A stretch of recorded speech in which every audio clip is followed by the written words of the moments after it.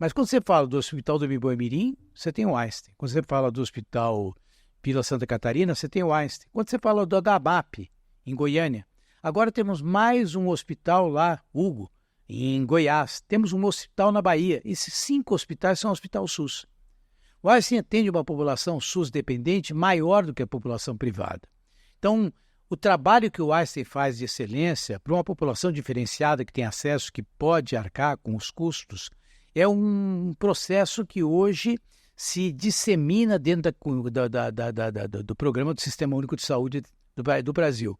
Podia falar de telemedicina, podia falar dos programas de transplante, podia falar dos processos de aprimoramento e gerenciamento, consultorias pelo SUS, projeto de parto adequado. Quer dizer, hoje o Einstein ele está profundamente envolvido com o Sistema Único de Saúde do Brasil.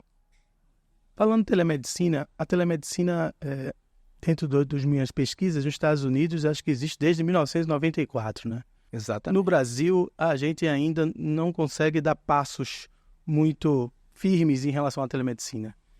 A telemedicina nasceu em 1994 nos Estados Unidos, 96 no Reino Unido, e até Angola tem telemedicina. Porto Rico, vários locais. O Brasil ficou para trás. Só avançou por conta do período da Covid. E eu acho que também, de novo, não é uma resposta para todos os males. Agora, é interessante, quando você vai para o NHS, que é o berço do sistema SUS, quer dizer, o sistema universalizante da Inglaterra, a primeira consulta não é presencial, ela é por telemedicina. Porque a telemedicina, na verdade, dá um suporte para algo que o paciente quer e quer ter acesso a um médico. Por que ele vai no pronto-socorro? Por que o hospital fica tão cheio? Porque ele sabe que lá ele vai encontrar um médico. Então, se ele tiver em contato com um médico, seja por telemedicina, ele, de certa forma, contempla uma grande parte da expectativa dele. E é bom ressaltar que o NPS em telemedicina costuma ser bastante superior ao NPS dos principais pronto-socorros de São Paulo e do Brasil. Então, é algo que poderia estar andando mais rápido, felizmente começa a andar, mas eu acho que tem aí uma avenida no sentido de tornar a saúde muito mais acessível dentro do princípio da equidade. Porque a telemedicina, a maioria dos atendimentos, quem vai no pronto-socorro, talvez não seja o atendimento mais complexo. Talvez procure ser o atendimento mais simples, que eu preciso conversar com o médico, saber que remédio eu tomo, o que proceder. A tua pergunta é tão pertinente, porque se você, que talvez tenha um plano de seguro-saúde ou paga particularmente, se você ligar para o seu médico para conseguir consulta para hoje, você também não consegue. Então, no pronto-socorro, você sabe que de um jeito ou de outro você vai ser atendido. Então, essa porta de entrada, ela está aberta. Só que ela é muito cara. Por quê? Porque a infraestrutura de um pronto-socorro é cara, a consulta é mais cara, os exames que são feitos em caráter emergencial. A maneira de organizar o processo de assistência não é tão serena, porque você vai lá, você é obrigado muitas vezes a cruzar complexidades diferentes. Então, isso encarece e não é bom para o sistema.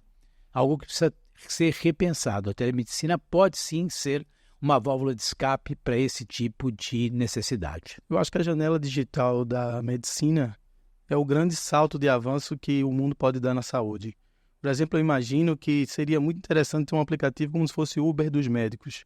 Um aplicativo onde a gente pudesse localizar por geolocalização o médico que está mais próximo de você, faz a teleconsulta e você resolveu o problema. Mas, na verdade, você nem precisaria disso. Quer dizer, basta uma linha, vale um WhatsApp, basta um canal digital. O fato de você fazer o georreferenciamento já é para o atendimento presencial. Se nós não mexermos, a gente corre o risco de sermos atendidos por médicos que estejam fora do país. Por quê? Porque essa barreira geográfica, na telemedicina, você tem muita dificuldade para conseguir impor. Mesmo porque as pessoas mais diferenciadas que têm acesso já fazem telemedicina há muito tempo. Quer dizer, a pessoa que tem recursos financeiros manda uma foto, por exemplo, do seu olho, está com uma conjuntivite, e me pergunta.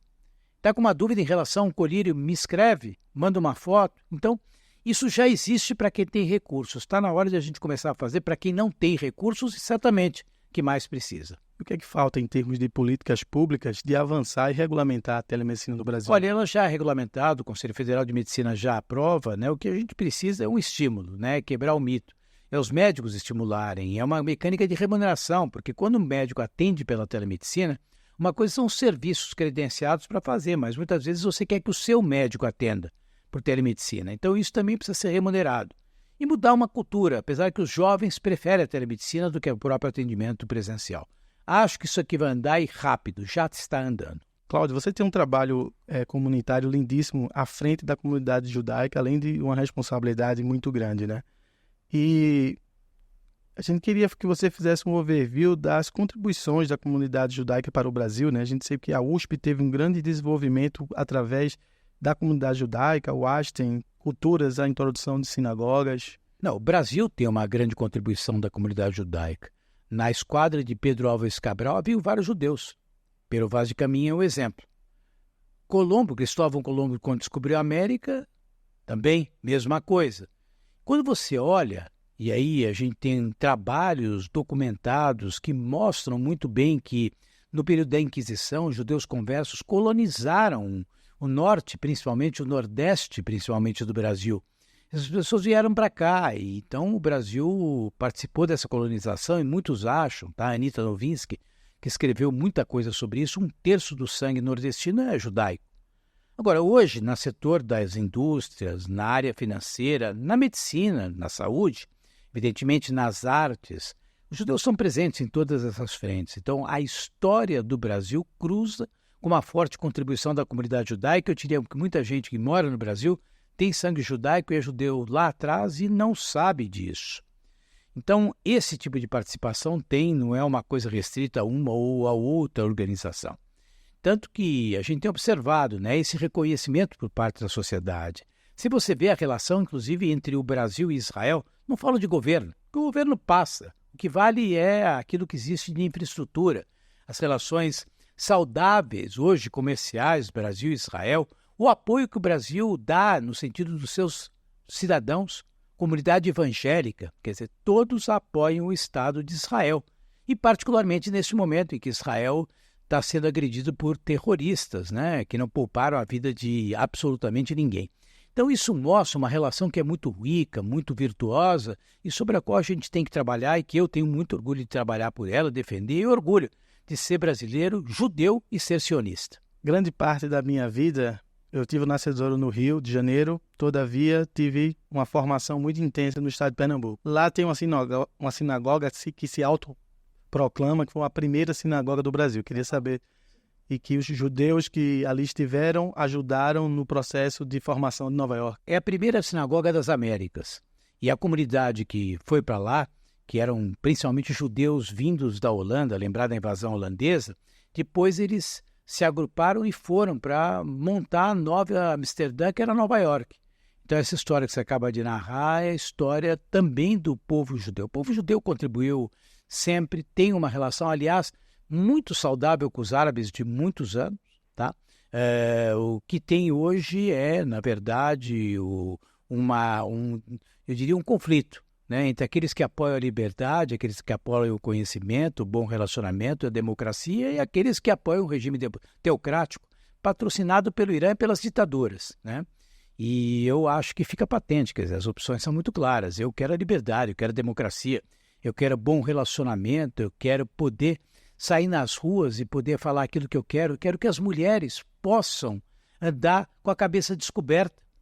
Eu quero que os gays possam viver enquanto gays.